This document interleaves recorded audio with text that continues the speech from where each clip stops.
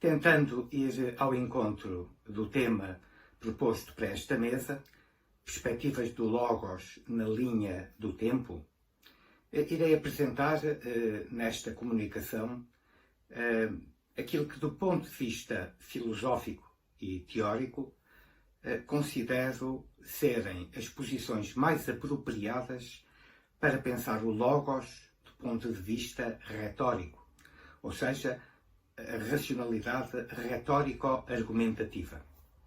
E essas posições são, quanto a mim, o perspectivismo e o discutibilismo. Também irei sugerir que a racionalidade retórico-argumentativa tem no seu fundamento o pathos, enquanto condição da convivencialidade e da sociabilidade humanas. O que desloca a retórica da esfera da certeza para a da confiança e também traz a primeiro plano as questões do reconhecimento e da consideração do outro, do assentimento e da coexistência social.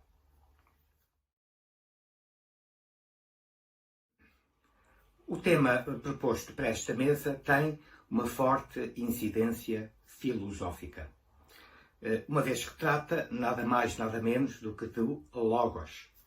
Ora, a questão da racionalidade e dos seus critérios foi sempre um problema abordado pelos filósofos dos antigos aos contemporâneos. Contudo, a temática desta mesa fala em perspectivas do Logos, ou seja, coloca as tematizações do Logos sob o signo do plural, uma vez que no seu enunciado está implícita a ideia de que é possível conceber o Logos de várias maneiras. Por outro lado, não é apenas utilizado o plural, perspectivas, não é? Como a esse plural é aplicado um termo que filosoficamente não é nada inocente e que é o termo perspectiva. Continuando ainda a utilizar o tema desta mesa como desencadeador das minhas reflexões iniciais, poderei dizer que nele se assume uma atitude pluralista, que é, aliás, bastante contrária ao monismo que pautou a tradição filosófica racionalista ocidental, remetendo-nos, ao mesmo tempo, para uma oposição matricial da nossa herança em termos de pensamento filosófico. E estou-me a referir à oposição entre filosofia e retórica, até porque o pensamento filosófico se instaurou, em grande parte, polemizando e descartando a retórica.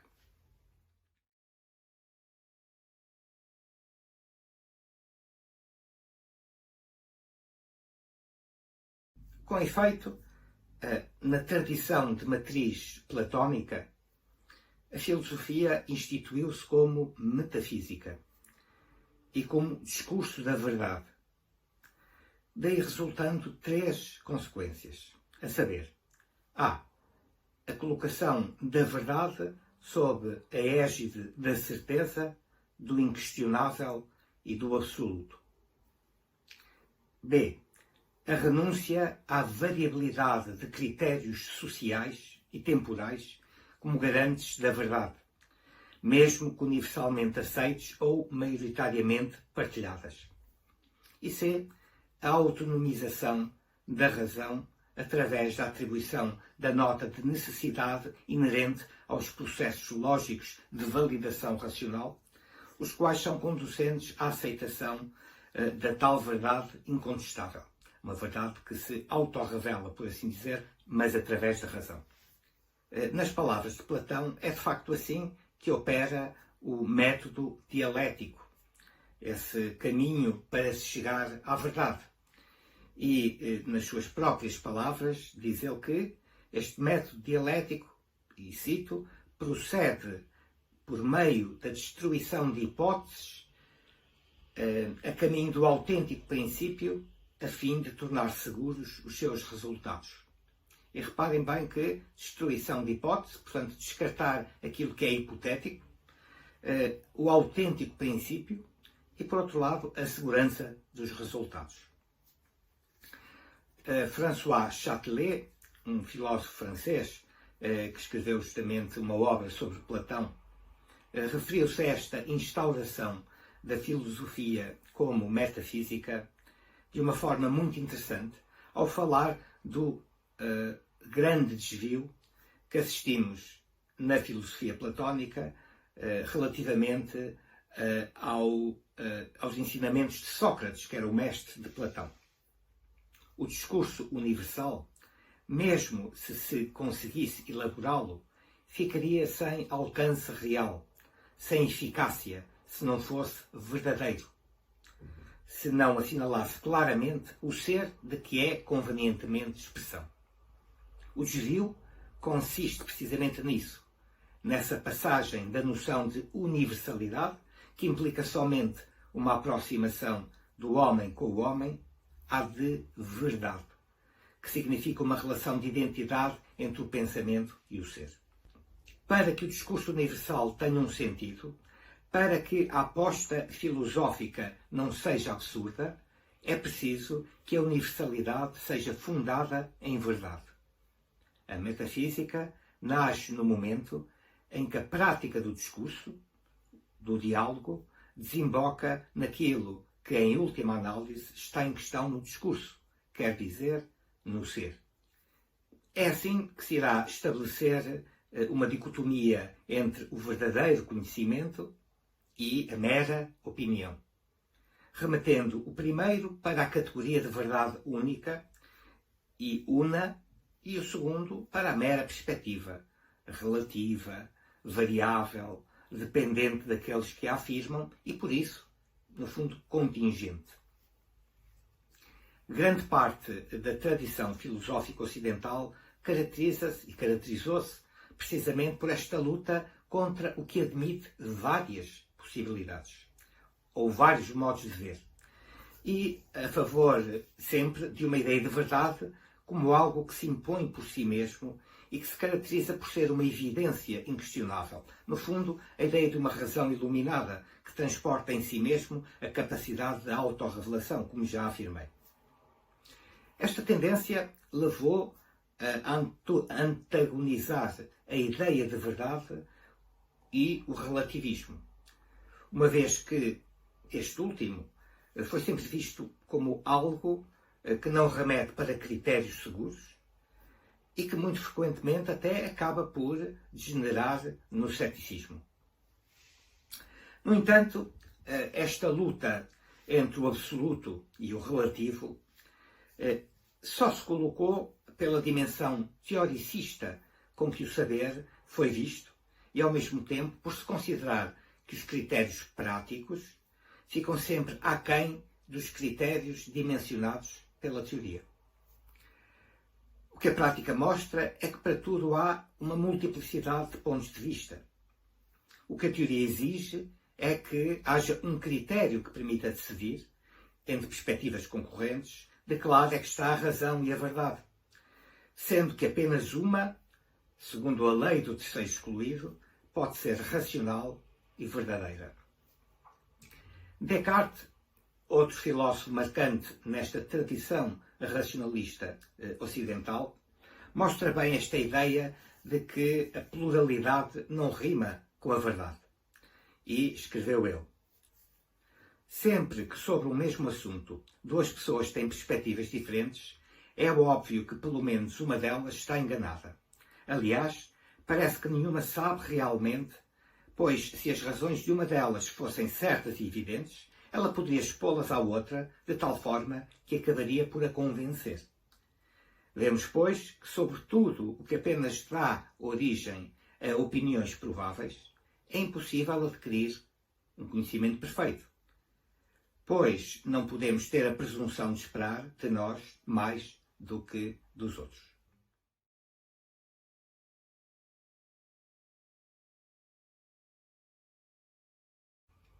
Ora, é a esta concepção monista da razão, concomitante da afirmação da unicidade da verdade, que se contrapõe aquilo que designo como uma imagem argumentativa do pensamento, na qual, digamos-lo de uma forma muito abreviada, as noções de pluralismo, de alternativa, de escolha, são fundamentais. No quadro desta imagem argumentativa de pensamento, a questão da verdade cede à questão da confiança. Em que é que devemos confiar? E das condições persuasivas, geradoras da confiança, identificação e assentimento. Mais ainda, traz a primeiro plano a importância das relações sociocomunitárias nos engendramentos da convivencialidade.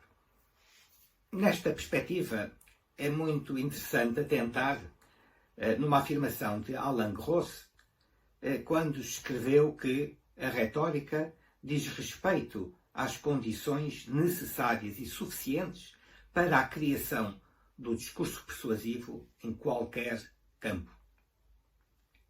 Tal significa que toda a construção teórica ou o assentimento perante critérios pressupõe uma retórica própria, patente no modo como se edificam as condições de persuasividade.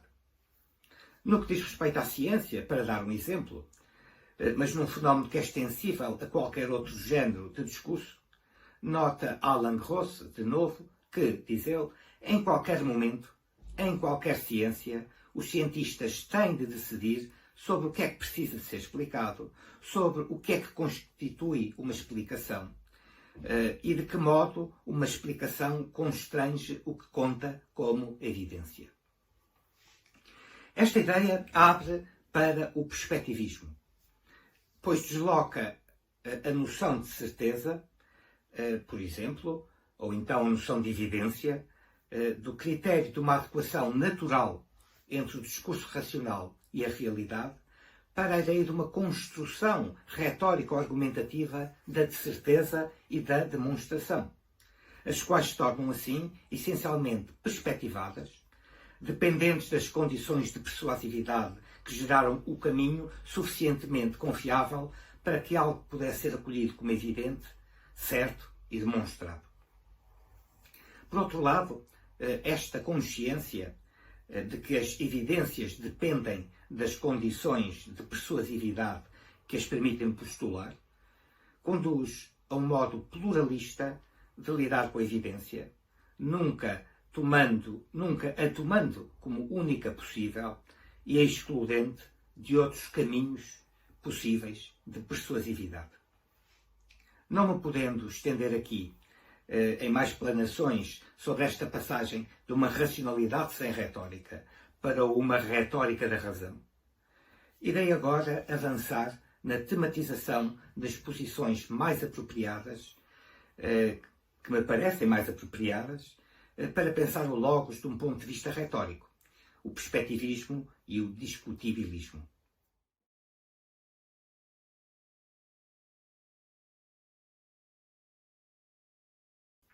O perspectivismo é uma posição filosófica segundo a qual todo o conhecimento declarado como válido é simultaneamente conhecimento e desconhecimento, focalização e desfocalização, saliência e filtragem.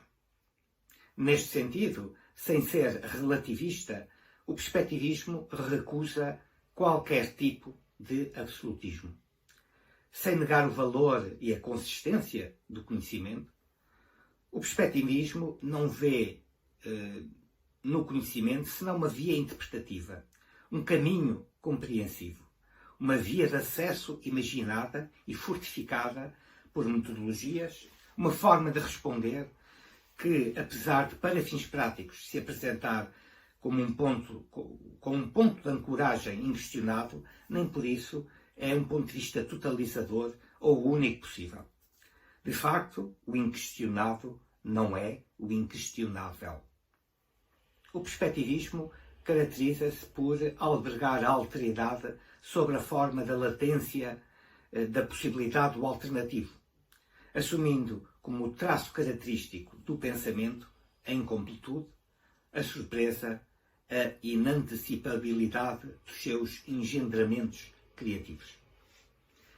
Prefere compreender estes últimos como caminhos tomados, como vias de acesso propositivas, como hipóteses semeadas, e não como questões relativas à verdade. Um dos pontos conducentes ao perspectivismo é o questionamento da neutralidade de duas operações de pensamento que são fundamentais na construção do conhecimento e com que todos estão familiarizados. Trata-se das noções de análise e de descrição. Estes termos passam frequentemente por designar duas operações supostamente neutras. Facto que é atestado pelo não menos frequente emprego do termo mera análise ou mera descrição. É apenas uma descrição, uma constatação. Ora, este mera corresponde a um procedimento retórico fundamental e biface, que é o procedimento da saliência e da filtragem. A saliência é o ato de dar destaque, ênfase, relevância. A saliência coloca em evidência, focaliza, concentra a atenção e por isso também presentifica. E simultaneamente obscurece, periferiza, distrai, dilui, esbate. Se a saliência mostra o que se quer dar a ver, acontece que nesse processo se dá também uma filtragem do que será considerado irrelevante. Mas, se assim for, então a análise comporta no seu cerne um processo seletivo, um olhar a partir do privilégio dado a certos aspectos em detrimento de outros. Uma interpretação cuja lógica é apresentada como imparcial, eventualmente, não só de modo a conferir uma dimensão impessoal e uma base factual que pode constituir-se como um ponto de partida inquestionado, como também de modo a produzir o grau máximo de persuasividade, ou seja, aquele em que faz com que a convicção surja despida de qualquer subjetividade e que possa ser afirmada como objetividade, mais precisamente como um conhecimento dito objetivo. Podemos agora formular de outro modo o que afirmámos inicialmente, dizendo que o perspectivismo vê o conhecimento como resultado de um estreitamento focal. E é precisamente isso que acontece com as delimitações sempre existentes nos processos de conhecimento. E como notou a filósofa Jeanne Parent-Vial, dizia ela, definir um objeto de ciência equivale a estabelecer um ponto de vista. Mas retomando esta ideia, as limitações sempre presentes nos processos de conhecimento e resulta de procedimentos retóricos organizadores da relevância e das pulsões de finalidade que a acompanham. Todas as sociedades têm, chamemos-lhe assim, mapas de relevâncias. E sabemos que a educação, formal ou não, é o instrumento da sua transmissão. Mais importante do que conteúdos é a relevância que lhes é atribuída e também a transmissão dos procedimentos que moldam as ações e as reconhecem, reforçando-as como estando em consonância com o que deve ser. Os mapas de relevâncias organizam assim normativamente a sociedade. Designa-se frequentemente por senso comum o conjunto partilhado de relevâncias num determinado meio social. Uma espécie de agenda setting, se quiserem, da sociabilidade que funciona por polarização da atenção. Estas relevâncias habitam o interdiscurso, que penetra a espontaneidade do nosso falar, estando a nossa condição de ventrílocos, ou seja, propagadores em nome próprio do já dito e do diz-se, ligada aos processos de inclusão social em termos de comunicação. Ou seja, há que discutir dentro de certos temas, que abordar assuntos dentro de certos parâmetros e dentro de certos procedimentos, porque se não for assim, corremos o risco de sermos excluídos da interlocução e de termos uma exclusão social. Como anteriormente referi, o perspectivismo não é um relativismo, pois o termo de comparação não é entre o relativo e o absoluto. Essa é precisamente a dicotomia que nós queremos deixar entregue a ela mesma. A comparação deve ser feita entre um relativo e outro relativo, ou seja, entre versões. É claro que se podem dar bons argumentos a favor da supremacia de uma versão relativamente a outra. E muitas vezes, através da distinção entre aparência e realidade, dá-se o passo que procura identificar uma versão com a própria realidade e assim transitar do plano retórico para o plano ontológico.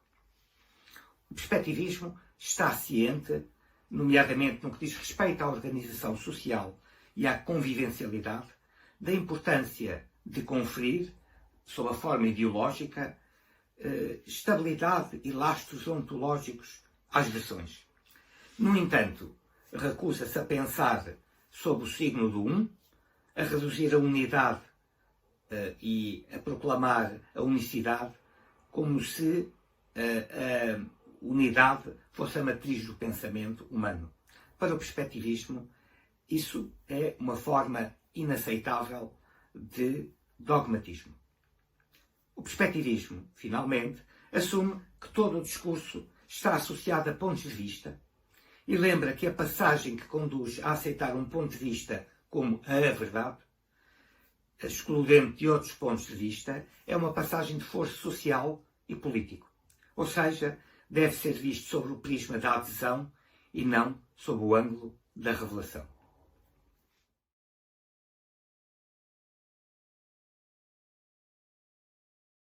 Ao perspectivismo, enquanto posição filosófica, está ligado não o relativismo, mas o discutibilismo. Se, como afirmou Zygmunt Bauman, a verdade é um conceito essencialmente antagonístico, então a sua validação prática tem uma dupla origem. Ou depende de assentimentos tácitos, implícitos e inquestionados, sedimentados, nomeadamente através de mecanismos que provocam um enviesamento entre as práticas reais e as representações ideológicas, ou deriva de assentimentos que têm, na sua base, questionamentos, controvérsias e discussões explícitas. O discutibilismo assume, portanto, que há sempre uma ordem pressuposicional na expressão do pensamento e que essa ordem de assunções tácitas tanto pode ficar na penumbra dogmática, como pode ser alvo de análise e crítica realizada pela interlocução retórica ou argumentativa. A penumbra dogmática não tem necessariamente a ver com atitudes ou intenções conscientes das pessoas, mas com uma condição humana exposta à premência das pressões teleológicas que levam a estabelecer focos de incidência e a proceder a estreitamentos focais que estão ligados ao decidir e ao agir. Para pensar, é preciso fazer proliferar possibilidades. No entanto, para decidir e para agir, é preciso descartar possibilidades. Para agir, não se pode questionar tudo o tempo todo. Ao contrário das variações reflexivas em pensamento, a materialidade da ação nunca está dissociada da influência de contextos e de circunstâncias.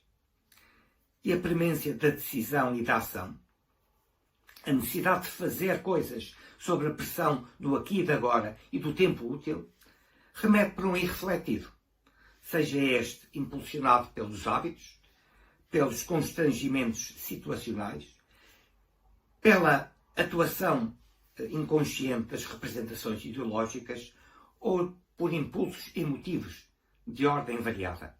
Os irrefletidos, não sendo imediatamente de ordem racional, nem por isso não são suscetíveis de serem ou terem sido racionalizados. Aliás, quando questionados sobre eles, a maior parte das vezes apresentamo-los racionalmente, através de justificações que os argumentam. E caso essas justificações sejam aceites e admitidas, não faremos desses pressupostos objetos de interrogação ou de confronto argumentativo. Limitamos-nos a seguir em frente e assumimos-los como bons pontos de partida e como consensuais. Dito por outras palavras, não pomos em causa o enquadramento que veiculam e agimos e discorremos a partir dele. Convivemos, por conseguinte, com o indiscutido, pelo menos até que se afigure como discutível e se torne discutido. Edgar Morin tem umas palavras muito interessantes acerca desta relação do indiscutido, do indiscutível e do discutível. E diz ele o seguinte: o indiscutível tende sempre a reformar-se em detrimento do discutível. O que se compreende, pois não se poderia pôr em causa tudo e mais alguma coisa sob qualquer pretexto. Mas também é verdade que todo o progresso se joga na fronteira do indiscutível com o discutível e efetua-se pondo em discussão o indiscutível. Necessitamos de pensamentos, não só daqueles com quem estamos de acordo, não só daqueles com quem estamos em desacordo, mas também daqueles com quem estamos em total desacordo. A conflitualidade que pauta as relações humanas oscila entre estados de latência, e a premência no estado de latência é propiciada, nomeadamente, pela preferência social pelo acordo, e estados em que o desacordo e o conflito se tornam patentes e se manifestam por uma situação de confronto, que aliás é um pressuposto da argumentação na interação. Mas importa sublinhar que, tal como não podemos questionar tudo o tempo todo, também não podemos estar o tempo todo a elaborar juízos refletidos e argumentados. Pelo contrário, partimos de juízos já feitos e já pensados para fins de ação. A bem dizer, partimos de pré-conceitos, mesmo que eles não tenham de ser vistos como algo petrificado ou de estático. É, aliás, esta inescapável condição de ventrílocos, de falarmos e sermos falados, derivado das exigências que a ação impõe ao pensamento, que nos torna permeáveis à ideologia, às formações discursivas e à persuasividade invasiva dos fluxos comunicacionais que nos circundam no cotidiano. Uma das assunções a reter do discutibilismo é a ideia de que toda a inteligibilidade é composta por nexos e relações de poder. Os conceitos podem ser abstratos e formais, mas a sua aplicação a situações concretas implica a aceitação de uma determinada estrutura que engloba simultaneamente compreensão e estruturação de relações de poder. Mais uma vez, cito Zygmunt Bauman. A verdade é, em outras palavras, uma relação social, como poder, propriedade ou liberdade. Aspecto de uma hierarquia feita de unidades de superioridade e inferioridade. Mais precisamente, um aspecto da forma hegemónica de dominação ou de uma pretensão de dominar pela hegemonia.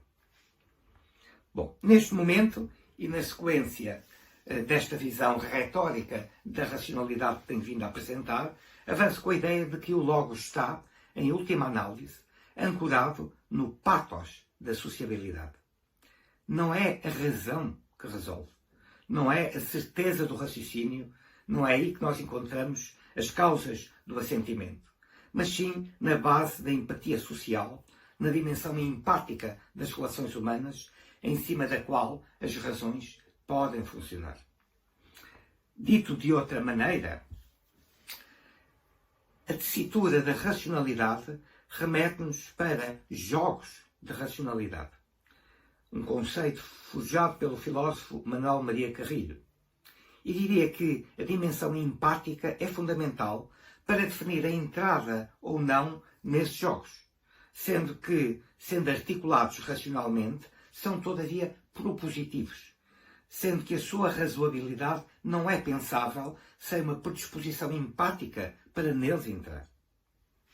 Assim, se quisermos levar mais longe esta ideia, podemos dizer que é pela capacidade de reconhecimento da alteridade, pela capacidade de ver o outro como um semelhante, que abrimos a clareira do terreno empático, sem a qual nem os jogos de racionalidade do Logos, nem os efeitos imaginários e simbólicos inerentes às práticas sociais do ethos poderiam ser comungados e assim desempenhar um papel de critérios a que podemos recorrer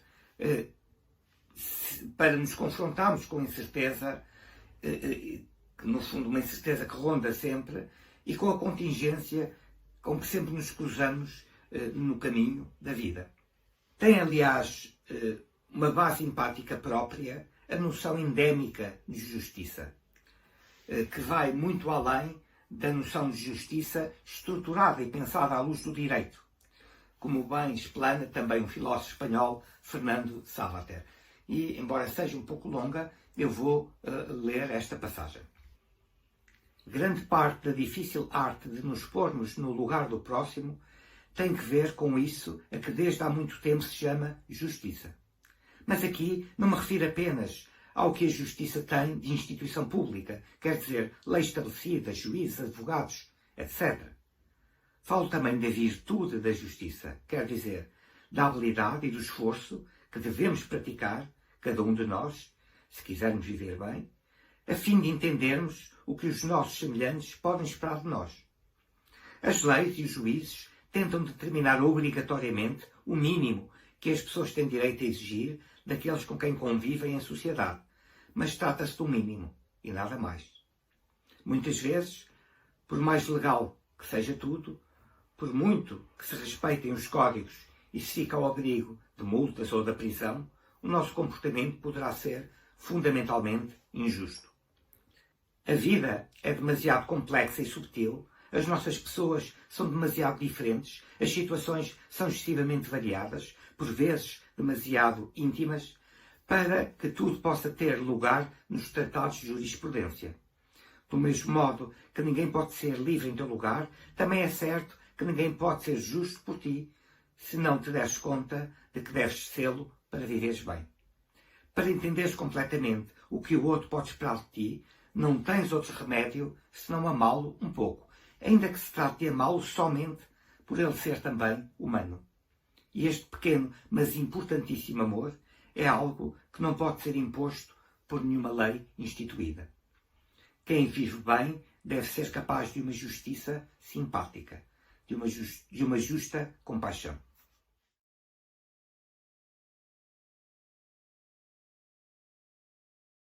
A empatia é, pois, o mais decisivo elemento do nosso, digamos assim, software cultural. Mais do que um meio de persuasão, o pathos remete para a capacidade de reconhecer o outro como nosso semelhante e, nesse gesto, tornar possível a abertura à convivencialidade, na qual se negociam com os jogos de racionalidade possível e com as constelações do poder simbólico que habitam os imaginários. Portanto, no qual se negociam as distâncias e os conflitos recorrentes e inerentes às dinâmicas sociopolíticas. O filósofo alemão Martin Heidegger tinha já tido essa intuição quando escreveu que, cito, ao contrário da orientação tradicional do conceito de retórica como uma espécie de disciplina, ela deve ser apreendida como a primeira hermenêutica sistemática da convivência cotidiana com os outros. Maria de Lúcia Lepecki, uma brasileira que tive o gosto de conhecer e de conhecer a sua obra, também formulou esta ideia de uma forma primorosa que vale a pena citar.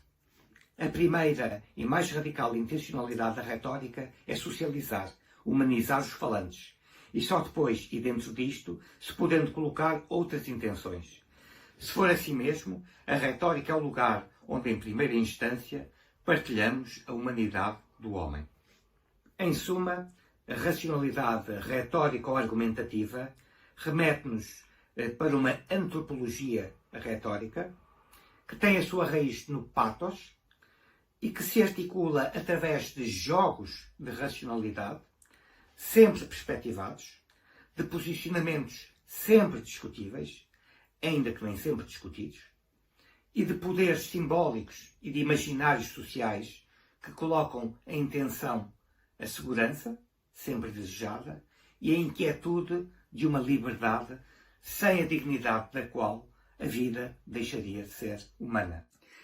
A racionalidade retórico-argumentativa não rima com sobranceria antropológica, mas com a precariedade de uma condição finita, marcada pela contingência e pela necessidade de gerar em comunidade confiança, esperança e prudência.